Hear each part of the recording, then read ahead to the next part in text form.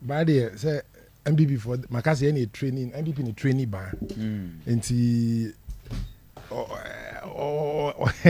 or exhibit assertiveness. I was home baby free by. Maybe some be some few questions. And your questions I'll be here no dear. Mama can't try to say Gyakye Quayson prosecution. Mr. Roman Kebiu. I say a president in a prosecuting Mr. Any deal. Akoma FM. Well, Jnai, any one will prosecute him. But I said, what I will prosecute him, Mahama ne prosecute him. Because Mahama can't buy him. Say prosecution because Mama Mayan can say Obi ne prosecute him. Mr. For the benefit of having the opportunity to go to the Republic what versus on Nere Krakam. Gyakye Quayson. Uti, me say Republic. On Monyam for Gyakye Quayson.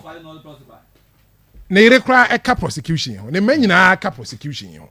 Nti ye set that record straight.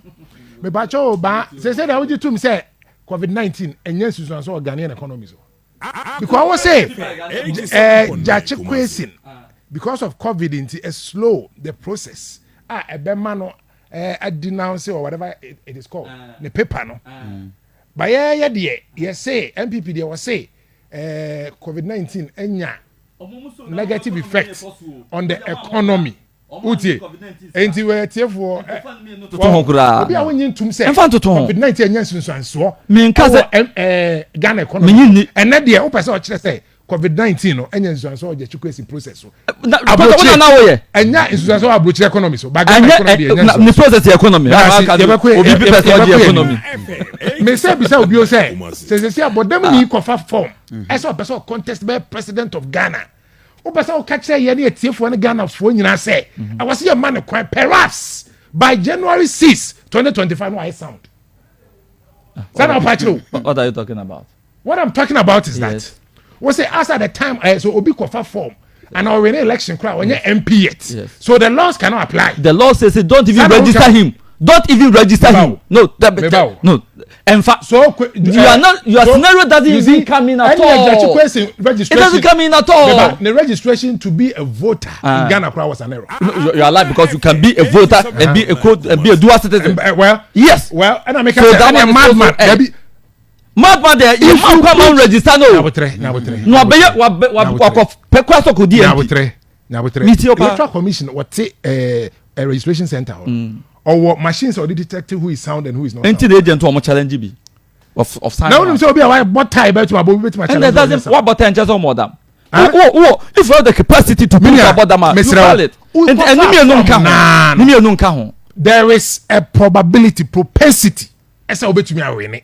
So the laws apply. But when you're intelligent than all the Supreme Court judges, and they are not intelligent than us. I am telling you, they are not intelligent than us. Within the context of the law, they are far more intelligent than this. Common sense. No. Within so far as the law is concerned, they are common sense. They are far more intelligent than you and I. As long as the law is concerned, they are the Supreme Court judges. They are the highest. But Supreme Court judge, former Supreme Court judge, judgment. No, it doesn't matter. So what are you talking about? Former Supreme Court judge. Yes. Common sense common sense doesn't apply in the law. Please. Common sense applies. That's why you have common law. Do you know why common law came into existence?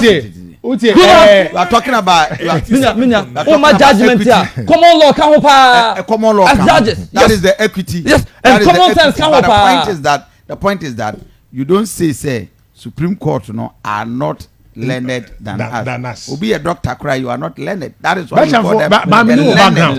They are the learned people. They are technocrats. They are technical people. Yes. So far as the law and this thing, that's correct. The only profession. Correct. That's what you people are saying. That's what you are saying. 20. That's what you are saying. What I say so on your 95%. And interpretation idea. A politically motivated interpretation. And then moko chia original party office or no. The catch them on. Perhaps the lawyers no e catch them mo mekano. And I'm okay. And it doesn't hold water. Metie Domahine no. He has a little point somewhere. Yeah. But to a large extent he do not have a point. Why do I say this? Ne posture and the way and the manner Papa no AC. I don't call it a plea. This is not a plea. He's not pleading with the president to file a knowledge prosecution. Now, two cases.